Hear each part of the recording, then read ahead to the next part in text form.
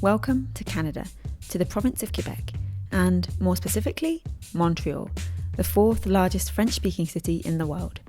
Throughout Canada, both French and English are official languages. However, the province of Quebec has the highest French-speaking population by far.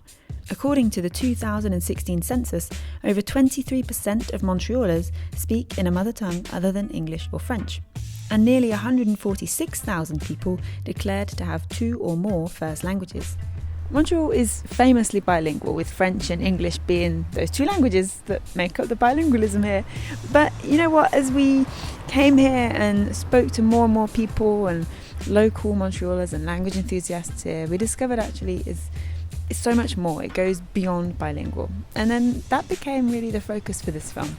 So rather than me explain why and how this may be, I went out and about in Montreal to ask the locals what life is like being beyond bilingual. I'm ready. Are you ready? Yep. Okay. So first of all, hello, nice to meet you. Nice to meet you too, Margarita. You've lived most of your life here in Montreal? Yes. Oh, wow, okay. And you speak English? English, French, Spanish and Italian. On a daily basis, would you say you use all of those languages? Italian, I don't write it, but French and English I write and speak it. And Spanish too. Yeah. English, French, and Greek. Yeah. I am fluent. As for Yiddish, I've got basic skills, just basic. You know, I know my numbers. I know how to ask, do you want a photocopy, or things that are related to what we do here. Hebrew, not at all. Yeah. And again, very limited Spanish and Italian, just tiny little phrases. Yeah. And I speak a total of 10 languages. Yeah. And I usually say 5 that I speak fluently. So I've got Mandarin, I've got Japanese, I've got English, French, and Spanish. So these, I would say, I consider myself fluent in these languages. And the others that I learned when I was a kid, like Hakka and Taiwanese, these are dialects in Taiwan. And I also tried to study German, Italian, and also a little bit of Portuguese. There you go. That's 10. So every day when you're working, what languages do you use? Okay, I use the 3 languages, my mother language, and French and English. I speak, I guess, 5 languages: French, English, Spanish, Italian, and Portuguese. I'm learning other languages too, Romanian, and I've been learning forever German. Someday, I hope that I'll be able to add it to my list, but I can't right now. I speak so far English, French, and Spanish, obviously.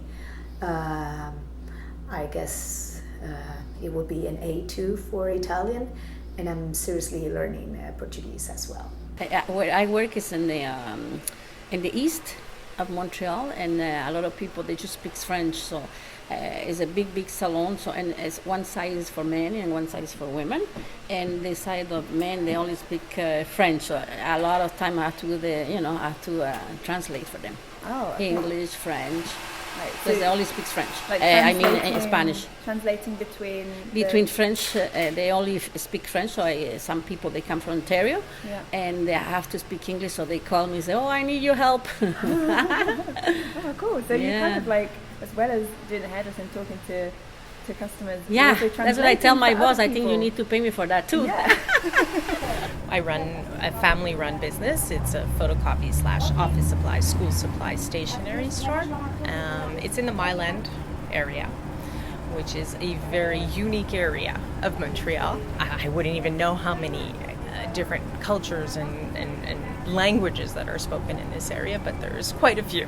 It's a unique mix. It's a unique blend, I should say. And so did you learn the bits of like Yiddish and the little bits of Italian, Spanish? Did you learn that from just being in the shop? Yes. Yeah. Yes. Yeah. From my clients and from, we've been here since 1980, so we've had time to practice. Yeah. Used to love my English classes because that was the only thing we had. We didn't have. I was never exposed to either other type of languages, and I knew that once finishing with my bachelor degree, I needed to do something. I was not going to accept that I was going to speak only Spanish. I went once to international, conference in Colombia, And we met a lot of people from everywhere. And what it got my attention was the Canadian team. Very, very, very multicultural. So you convinced your family to sell sheep, cattle, That's it. borrow money. I sold my own motorcycle, my little Vespa that I used to have. Whatever, just in order to, and she came for make a year. it possible.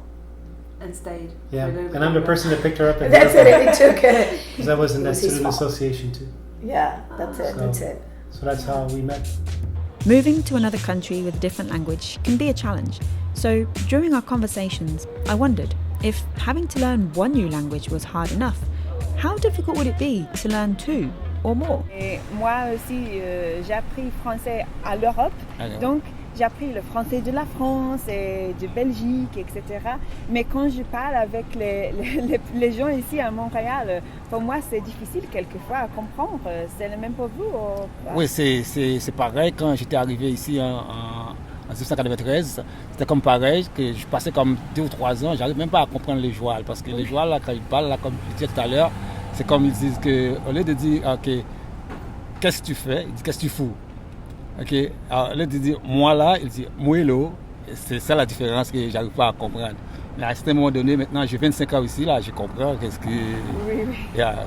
Oui, c'est différent. Ouais. Mais tu dis que les Québécois, là, ils parlent pas le français, c'est du joual qu'ils parlent. Ouais.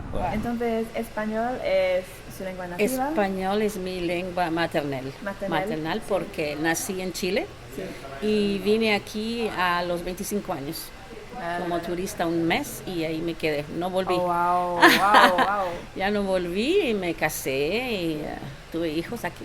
Wow. Mis hijos son canadienses. Entonces, ¿cuándo llegaste? Llegué en el 78, en mayo. Y hablaba... Hablaba solo español. ¿Solo español? Sí. Wow.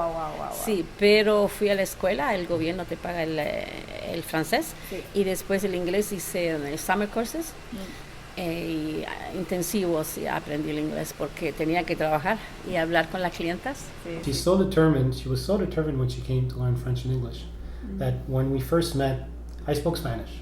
And when we started dating, we were always talking in Spanish because I wanted to talk with her. And she didn't speak French and English very well.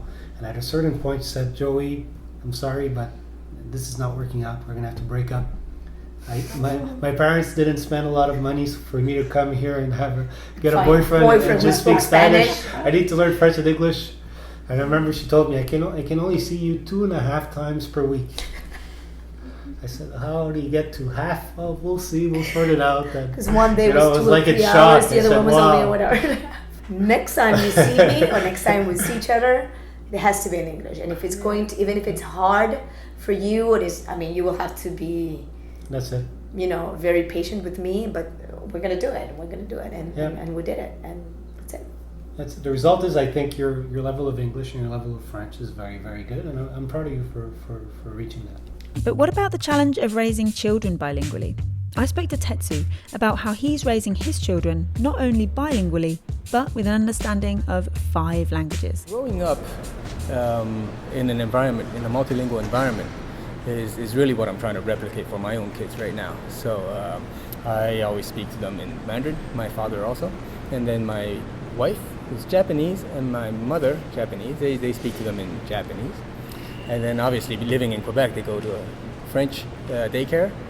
And we also have au pairs. I invited an au pair from Mexico. So she speaks, Spanish to them all the time. And during the short period, we also had another au pair from Denmark, and she spoke English to the kids. I think it's important for them to really train their ears while they're young. And then later on, if they want to learn more languages, or if they're not interested in languages, at least they'll have a base. With such a rich multilingual culture, the common Montreal greeting of Bonjour Hi has become a linguistic symbol of how French and English have meshed and moulded into a beautifully bilingual local greeting. But are all Montrealers happy about this? I think it's nice to be greeted in both languages. Yeah. And I think the majority of our clients do appreciate that, that it's not strictly one language or the other. Unfortunately, there are some individuals that don't want English whatsoever, to the point where they've asked us to change our computer operating system, the Windows for French. Like those are the extremists, but they're few and far between. Overall, I think it's much more appreciated that there's the Bonjour Hi aspect of it, that you can be served in your language and another language. And so do you find that then with work, is it like French, English, is there like a balance? Yeah, Or- English is there, yeah, exactly. And then Haitian Creole is like your everyday Like, life? okay, when I meet my friend, like, that taxi driver like me. You know, there's people from so many different communities that if you want to learn a language, you can. You don't need to travel.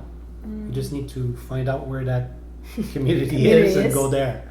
I've been to Rome, I've been to New York, I've been to many places around the world, you know, like big cities. And you'll often have large communities that speak Spanish and the local language, or large communities that speak French and the local language and stuff like that. But never in a way that you'll see it here, not as often. Yeah. So it's very particular, and I think it's one of the things that I love about Montreal. With such diverse cultures, languages and people, Montreal has become the perfect home for a new annual festival, Langfest, hosted every year in Montreal.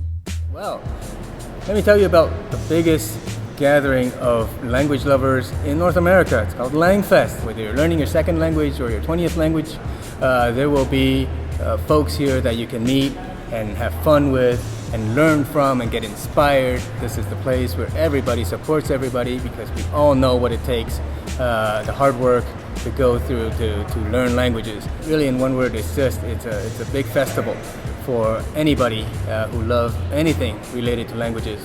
Hope to see you here. Montreal is a wonderfully multilingual city with a culture and population that goes beyond bilingual. But there's one more question I had to ask before we went. Okay, final question is, how would you describe Montreal in one word in any language? Oh, Unique. okay. In any language. Wow. Moi, d'après comme mon pays d'origine, Haïti, puis comparé avec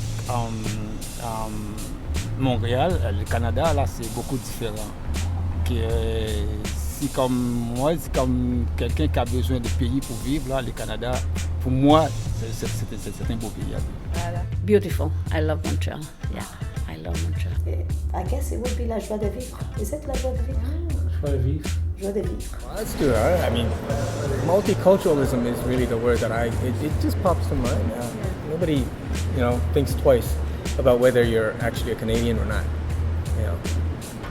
Irrespective of your skin color, irrespective of your accent, because being an immigrant, basically, you're also a Canadian. So there we go. We want to just quickly say a big thank you to Kate, who helped us a lot with this film and setting up interviews and showing us around and everything like that. So huge thank you.